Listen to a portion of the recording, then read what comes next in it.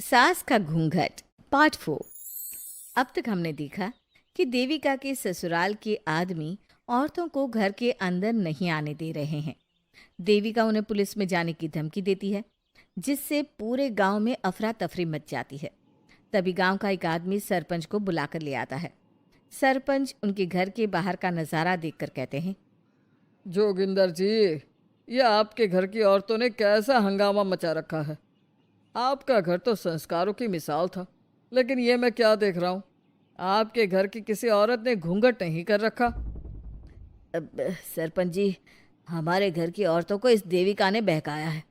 हमने पहले ही इन सबको चेतावनी दी थी कि अगर ये घर से बाहर गई तो हम इन्हें घर में नहीं आने देंगे। अब ये देविका हमें धमकी दे रही है कि पुलिस को बुलाएगी। क्या? पुलिस? इस गांव का बरसों पुराना इतिहास रहा है। इस गांव में कभी पुलिस नहीं आई।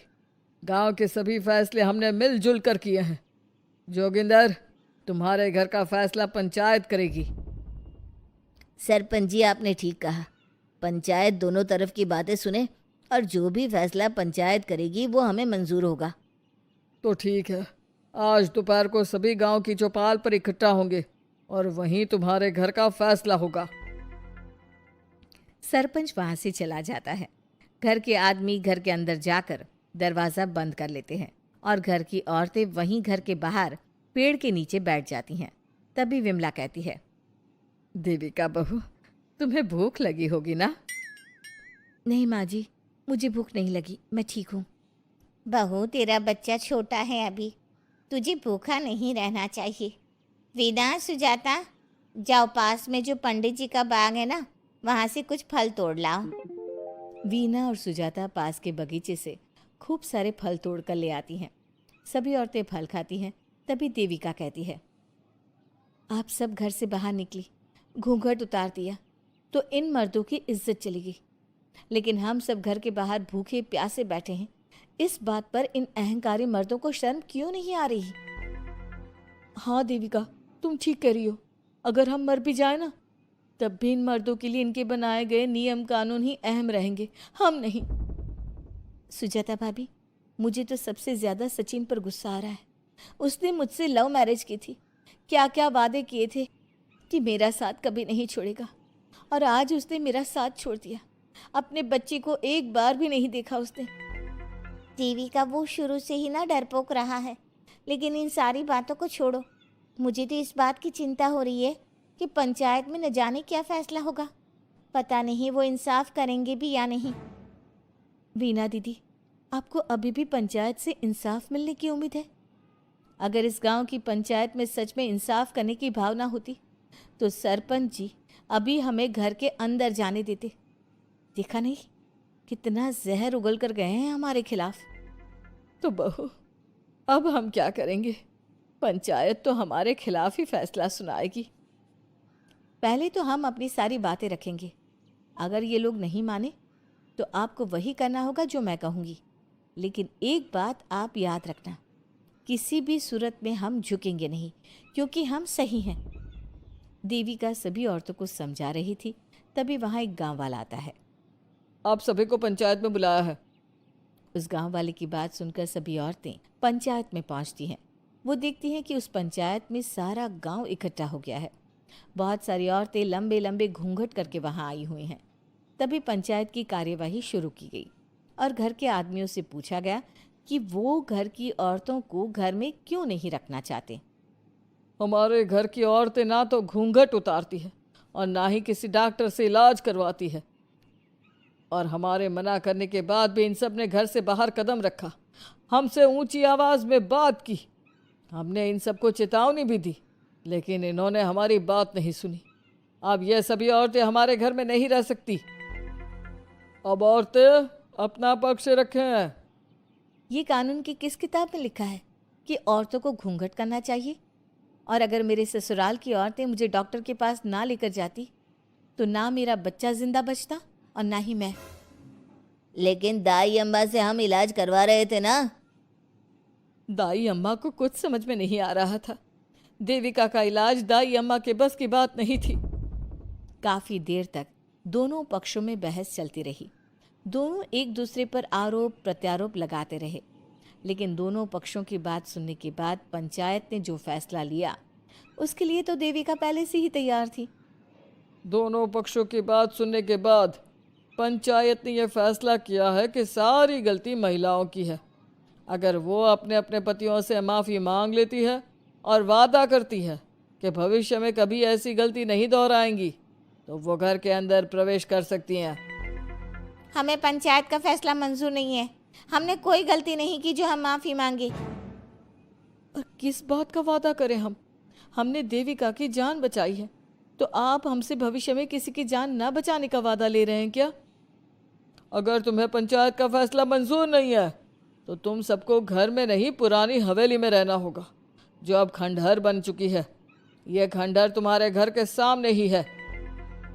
सरपंच जी, आपका फैसला सही नहीं है। एक बार और सोच लीजिए इस फैसले के बारे में। ओ शहर की छोरी, 4 किताबें क्या पढ़ ली, हमें सही गलत का पाठ पढ़ाएगी? तुझे पता नहीं कि पंचायत का फैसला यहाँ सदियों से चलता आया है और लोग उसी को मानते आए हैं। अच्छी तरह जानती हूँ सरपंच जी। अगर मैं चाहूँ तो आपके इस फैसले को कोर्ट की चौखट तक ले जा सकती हूँ।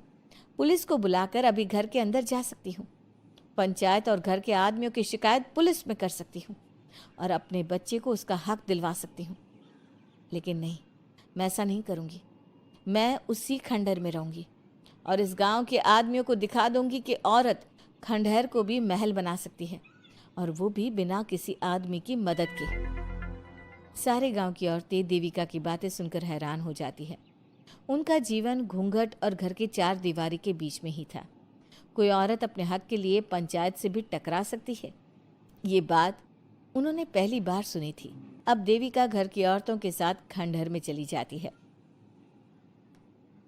माँ जी, ये खंडहर तो काफ़ी पुराना है। भाभी, खंडहर पुराने ही होते हैं। मुझे तो डरावना भी लग रहा है।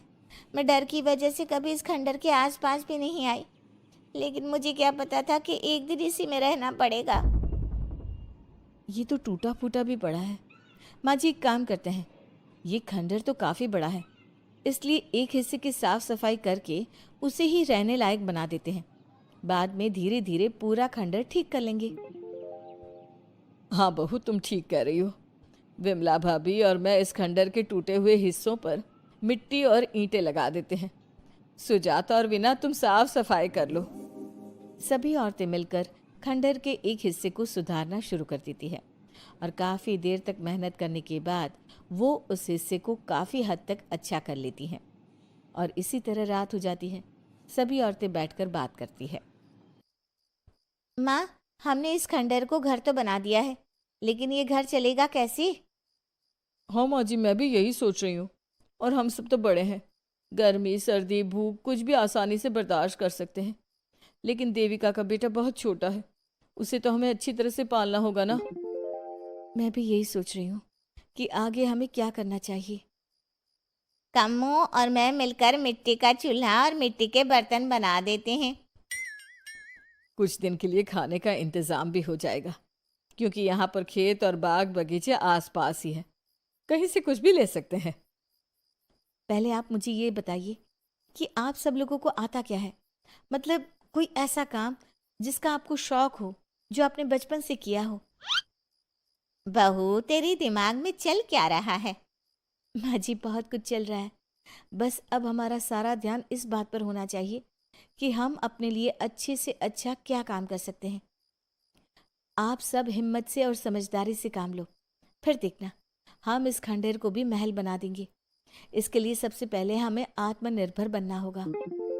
देविका सभी को समझा रही थी, तभी उसका बेटा रोने लगा। उसने अपने बेटे को गोद में उठाया और उसे चुप कराने लगी। अब देविका के सामने सबसे बड़ी चुनौती थी कि वो किस तरह से ससुराल की औरतों को आत्मनिर्भर बनाए और किस तरह से अपना घर चलाए। हमारे प्यारे दर्शकों, अब आप बताइए, देविका और घर की सभी औरतों ने अपने पतियों से माफी ना मांगकर सही किया या गलत?